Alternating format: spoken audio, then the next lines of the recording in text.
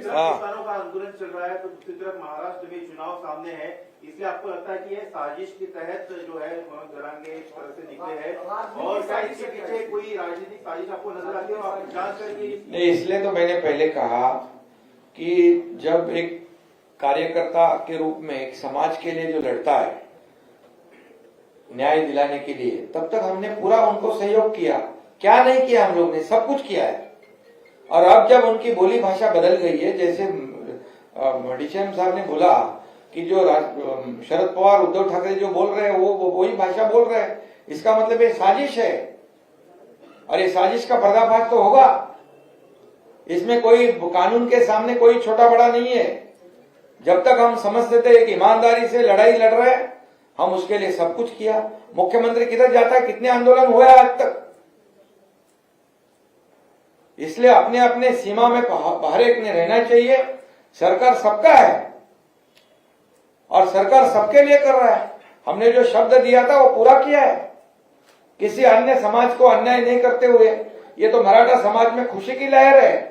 अभी ये बार बार ये मांग एक होने के बाद दूसरा, ए होने के बाद बी होने के बाद सी होने के बाद डी, वो सब देने के बाद फिर तो राजनीति की भाषा बहुत चालू हो गई। ये ऐसे कौन से देवेंद्र जी ने अगर मराठा समाज को नहीं देना होता तो उनके समय में मराठा आरक्षण कैसे मिलता? मराठा समाज को आरक्षण भी मिला, हाईकोर्ट में उसको वैलिड भी हुआ और सुप्रीम में जब गया तो मुख्यमंत्री कौन थे? 5,000 लोगों को नौकरियां देने की बात थी तो यही एकनाथ शिंदे ने कहा था जो भी होगा उसका जिम्मेदार हम हैं, हम फेस करेंगे। 5,000 लोगों को नौकरी देने का हिम्मत हम लोग ने दिखाया है। तो जो बोलने वाले जो है उन्होंने सिर्फ मराठा समाज का इस्तेमाल किया है। अब जब दिया है तो बोलते टिकेगा नहीं। अरे क्यों टिकेगा नहीं, उसका तो रीजन बताओ। ये मराठा आरक्षण पूरा ऐसी तरह से दिया है कि जो सुप्रीम कोर्ट ने जो ऑब्जर्वेशन, जो त्रुटियां खामियां निकाली थी उसे पूरा किया है। 4 लाख लोगों को काम पे लगाया था इसमें। हर जिले में हर कलेक्टर ऑफिस में विशेष ऑफिस खोला था इसके लिए।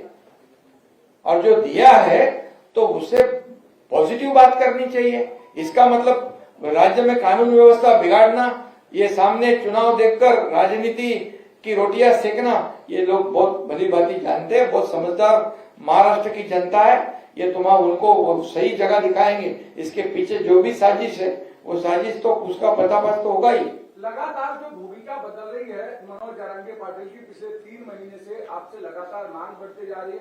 अब जब आरक्षण की मांग पूरी होती है उसके बाद राजनीतिक आरोप प्रत्यारोप शुरू हो जाते हैं, इसको कैसे? ये देखो, महाराष्ट्र की संस्कृति है। इतने निचले स्तर पर आरोप लगाना आंदोलनकारियों ने, ये शोभा नहीं देता। ये उनकी बोली नहीं है, ये और किसी की बोली है।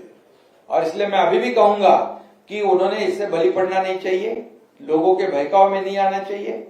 जो लोग जो आज जिन्होंने इतने साल राजनीति की, जब उनके हाथ में था मराठा समाज को आरक्षण देना, तब नहीं दिया, वंचित रखा सबको। और जब हमने देने की हिम्मत बताई तो उसके साथ में जैसे सहयोग करना चाहिए, न कि कानून व्यवस्था बिगाड़ के संभ्रम निर्माण करना चाहिए।